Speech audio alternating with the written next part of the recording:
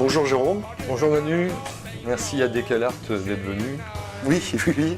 Ben non, mais on est venu parce qu'on aime bien ce que tu fais. Et puis avec Jeff à la caméra, ça nous permet de continuer à faire nos bêtises en filmant des artistes qu'on apprécie et qui ont un réel talent. C'est gentil. Alors, donc Jérôme, sculpteur, Jérôme Burel. Oui. On est chez toi à Tocqueville. Oui, en pleine campagne. Ouais, oui. Oui. On a pas facile pour trouver quand même. Ouais. Mais pour trouver l'inspiration, c'est sympa, quoi. Bah, c'est pas plus mal, comme ça au moins t'as pas les blaireaux qui viennent t'embêter. Ouais. Ou alors ceux qui viennent, ce sont des vrais blaireaux. Les noirs et blancs. Les animaux. Ouais, ça arrive des fois. Ouais. Mais sinon. Ou alors des hérissons qui se transforment en balles de tennis. Ça arrive aussi, mais les chiens se chargent un peu de tout ce qui est animaux.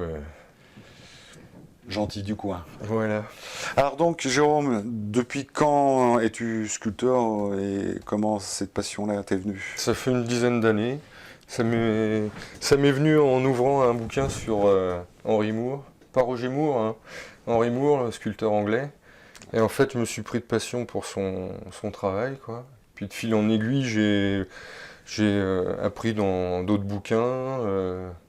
Je me suis enrichi au niveau de Zadkine, Brancusi.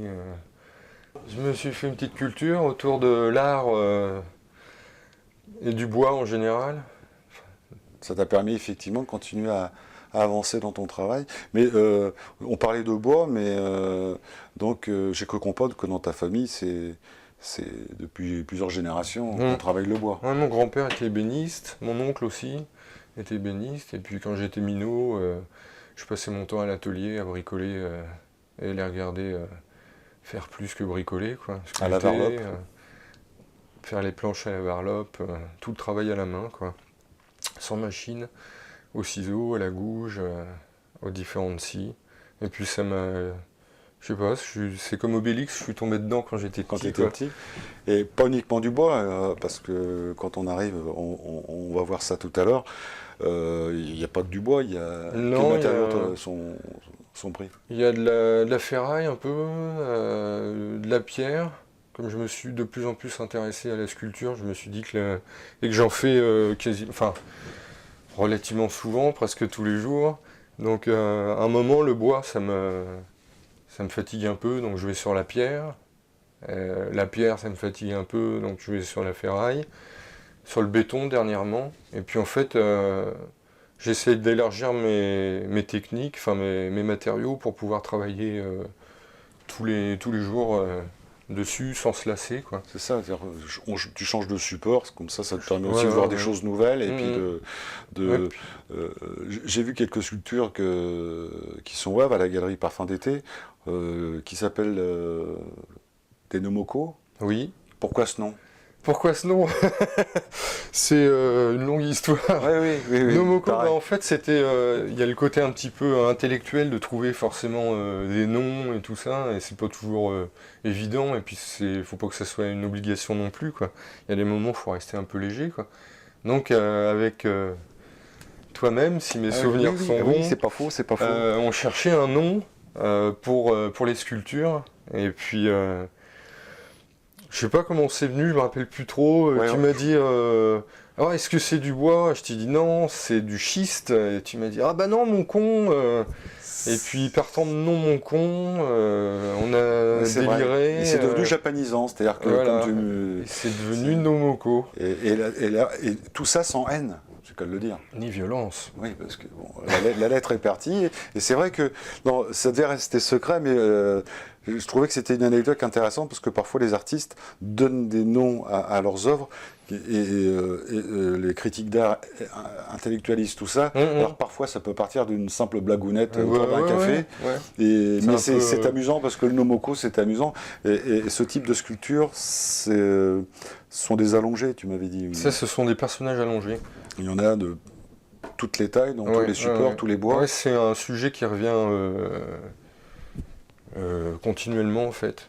Parce que les gamins, en regardant les nuages, délirent en disant tiens, ça ressemble à ci, à ça. Moi, c'est en regardant les rochers, les falaises et tout. Ça m'a inspiré des personnages allongés. En fait, ça peut faire un relief, ça ressemble à un personnage, et le mélange des deux... Ça peut être ou la nature ou la création de la main de l'homme. Ouais, et puis, ouais, ça peut... C'est un mélange des deux, quoi. Tout à l'heure, on va aller dans ton atelier pour voir un petit peu quelle est ta technique. Surtout là, je crois que tu travailles sur du béton tout de suite. Oui, en ce moment sur des bétons, puis j'ai repris un peu le bois. Donc on va aller voir ça. Jérôme, oui. Quel matériau est faites ces sculptures et qu'est-ce qu'elles racontent? C'est une sculpture composée d'un socle amovible, en érable.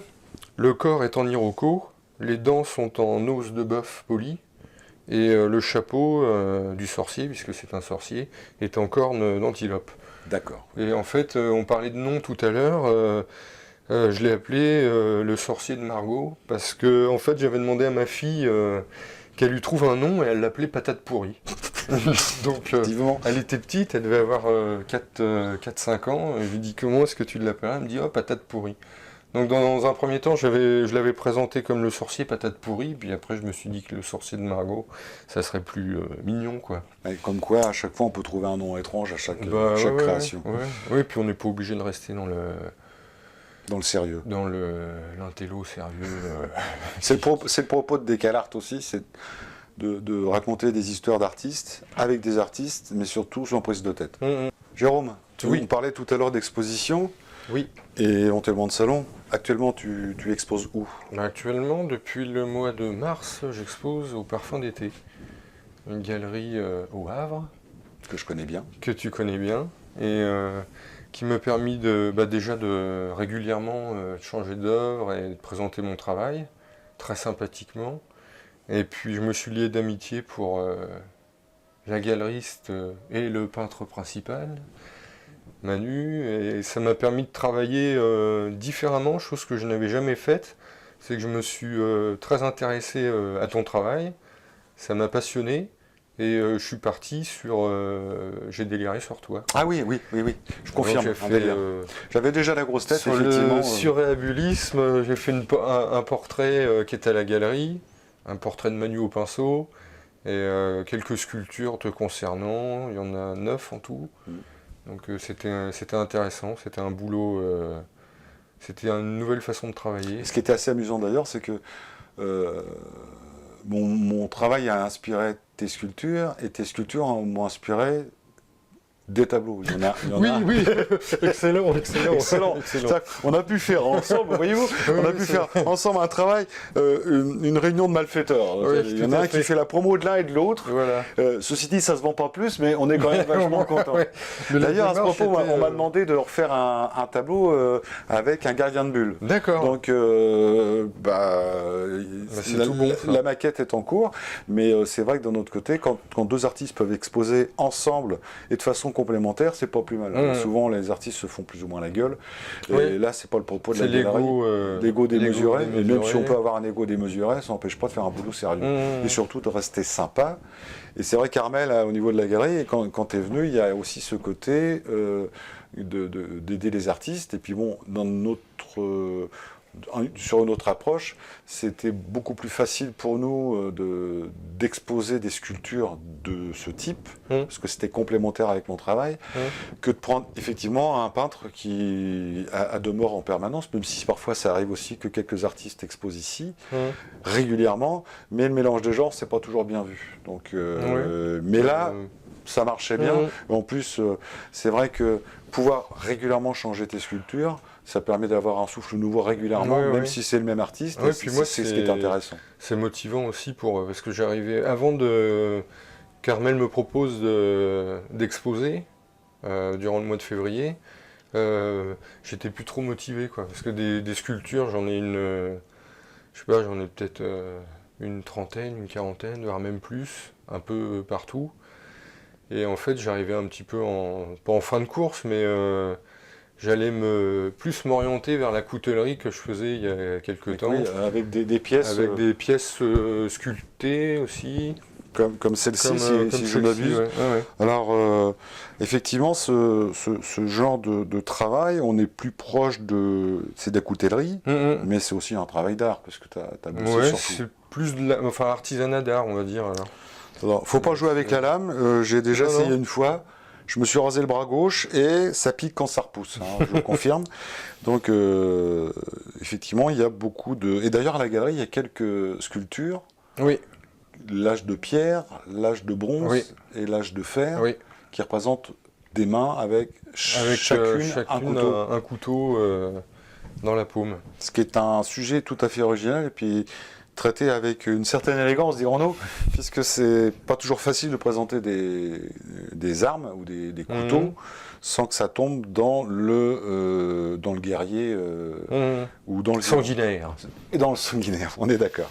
Mais ce qui est intéressant justement par rapport à la galerie, c'est que Armelle me fait suffisamment confiance parce qu'elle n'était pas du tout barrée sur les couteaux et tout, hein, pas du tout. Et moi, ça me permet de compléter mon travail et de mettre en scène la coutellerie, ce qui n'est pas forcément évident, parce que je ne suis pas coutelier, je suis hobbyiste.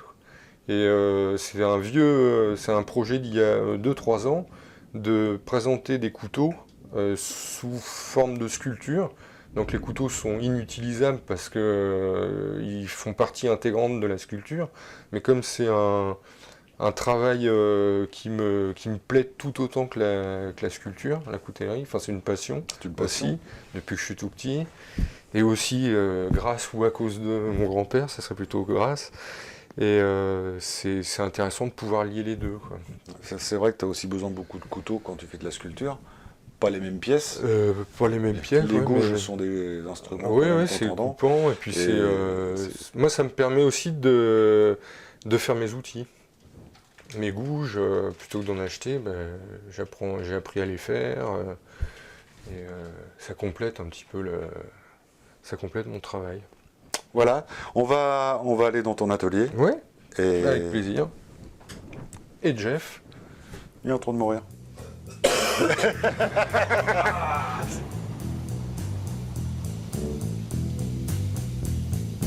Riders on the storm, riders on the storm. Into this house we're born, into this world we're thrown, like a dog without a bone and packed around alone. Riders on the storm, there's a killer on the road. His brain is squirming like a toad. Take a long holiday,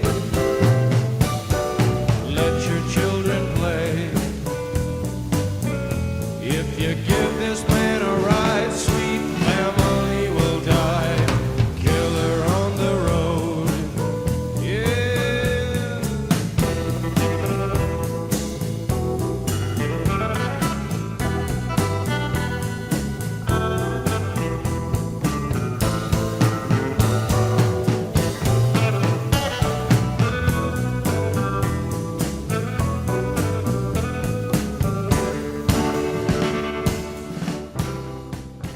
Tout à l'heure, on t'a vu travailler et j'étais super surpris de cet outil-là. Alors, explique-moi un petit peu, explique-nous comment tu agis avec ce petit marteau-piqueur pour pénétrer le bois. Si, les coefficients de pénétration. C'est marqué. En fait, c'est un outil qui reproduit le mouvement au niveau de la coupe. Que tu effectues avec deux mains, avec deux bras.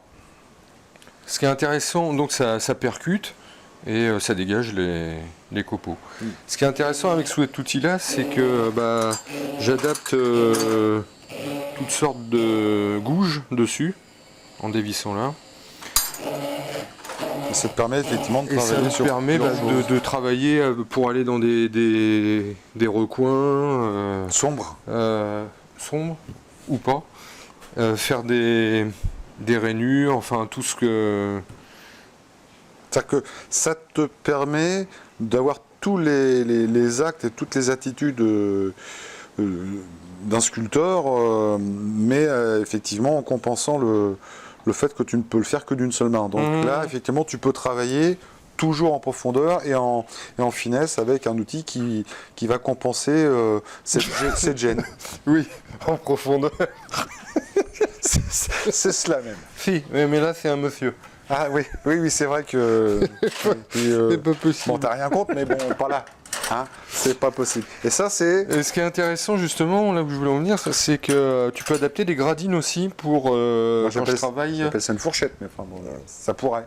Une gradine quand je travaille le marbre, la pierre. Ah oui, effectivement, oui. Donc c'est un outil polyvalent. On peut même adapter des petits outils pour faire du ciselage sur métal. Donc je peux Impressionnant. faire je peux façonner de toutes les façons Que tu pourras que je veux. Quoi. et que tu peux. Et ça sera une future sculpture. Le bois, c'est... C'est de l'Iroko. Et en fait, c'est suite à j'ai vu un film avec Gérard Depardieu sur Rasputin. Et donc, je me suis dit, tiens, je vais faire un petit Rasputin parce que j'étais dans les personnages. Ça va donner, enfin, pas la même forme, mais dans le même esprit. le fini du bois sera comme ça. D'accord. En plus, ils sont de la même hauteur. Quoi. Et comment elle s'appelle cette sculpture? L'homme au costume. Oui, bien sûr. L'homme au costume. Question con. C'est je lisais un livre sur la façon dont les Africains, durant les colonies, voyaient l'homme blanc.